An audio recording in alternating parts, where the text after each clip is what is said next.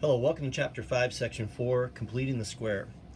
So in this video, we're going to introduce the idea of what we call completing the square, making the square complete, finishing this so that we have a square. We're going to have part of a square, then we're going to add something to it to make it a whole square. Now, this is one of the things that scared me when I was in high school myself. And oftentimes in regular Algebra 2, they just skip this section. There's no reason for that.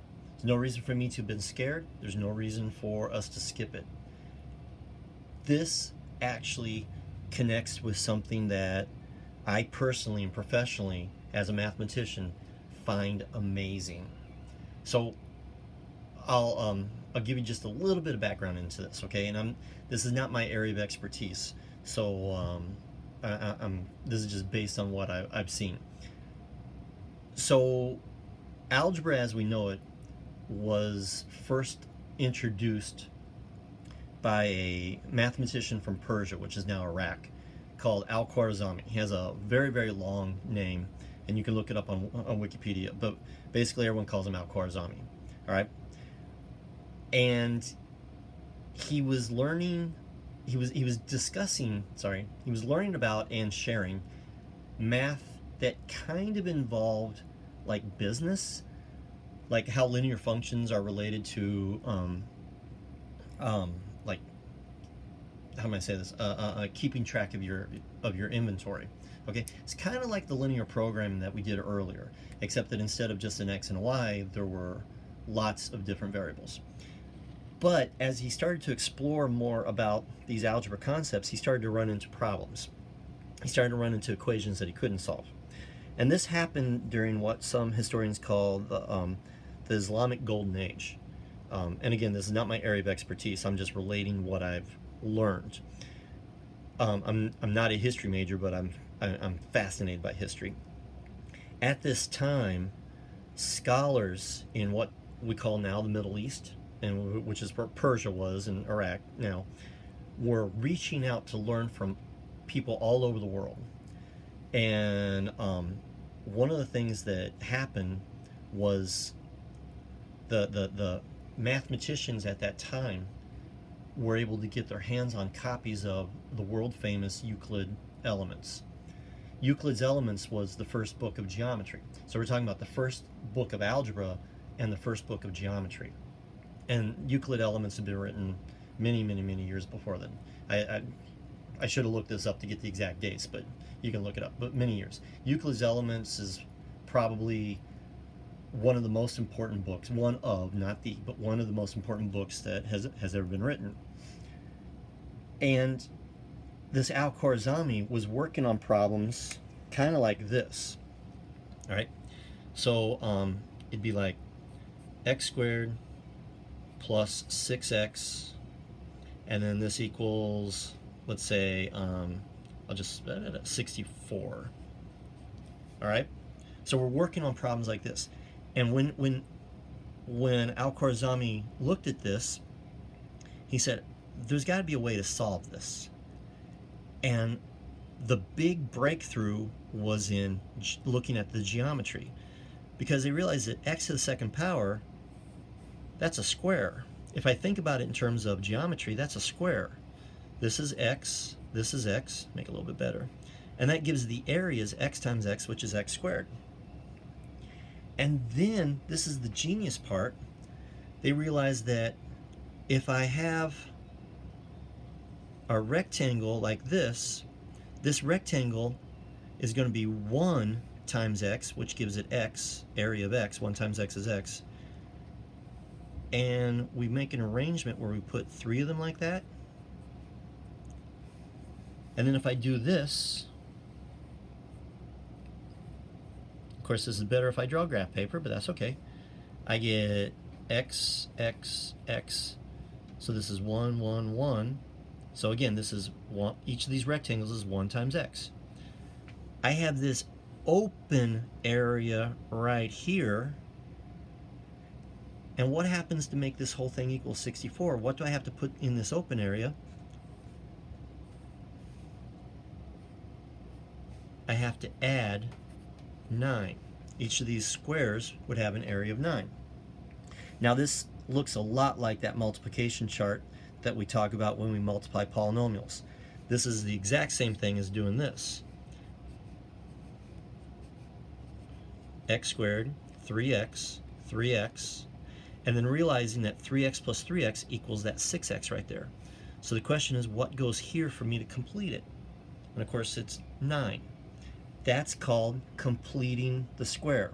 And of course then I would add 9 to both sides and whatever. You know what, I shouldn't have said 64. I should have probably said 55. And then I would have added 9 to both sides and got 64. But don't worry about that. Okay, that was just me making up a problem on the fly.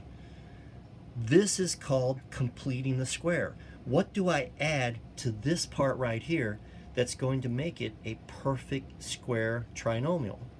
That's where it comes from. And the way that I do it is I take whatever that coefficient is and I divide it in 2. That's because I got 2 parts of it here. I got half of it here and half of it here. So 6 divided by 2 is 3. There's a 3x here and a 3x here. And then I take that 6 divided by 2, which is 3, and I square it and I end up with 9. That's where the 9 comes from. So to complete the square means, what do I add that's going to give me a perfect square trinomial? This is the perfect square trinomial, and that's the factored form. So the process is, I take whatever the b is, divide it by 2, and square it. That's all. So let's do a couple of examples. None of these are equations. There's no equal sign. All we're going to do is complete the square. Okay, so my b is -2. And this works for positives or negative b's. All right, I'll draw my chart as soon as I'm all done. As a matter of fact, let me draw it now. What the heck? So here's my x squared. That means I'm going to have x times x. These two are the same, and they add up to -2x. So all I got to do is divide it by 2. So this is -1 times x and -1 times x. Okay, so what do I multiply by x that equals -1 times x? -1. Same thing here. These are the same. What goes in this empty space? -1 times -1 is +1.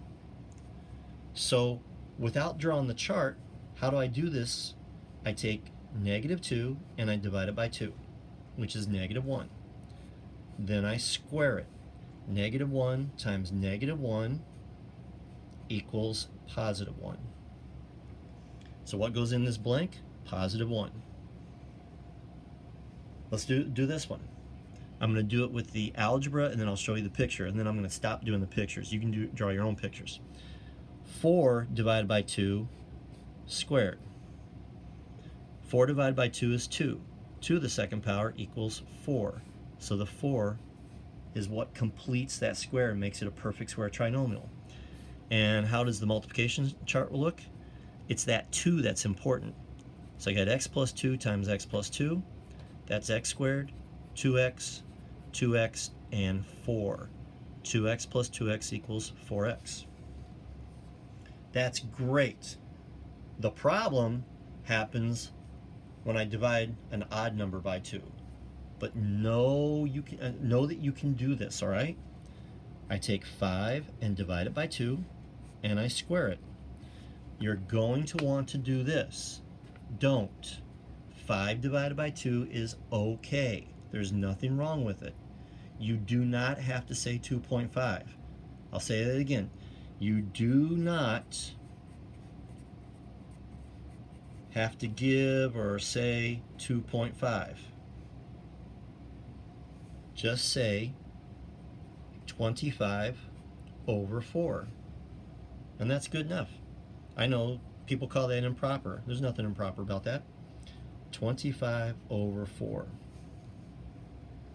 Same thing with this one. 3 divided by 2 squared. You do not have to say 1.5. This is just 9 over 4. So we're going to be seeing this as we solve equations that are quadratic. We're going to complete the square, in order to make it easy for us to take the square root. We'll see you in the next video.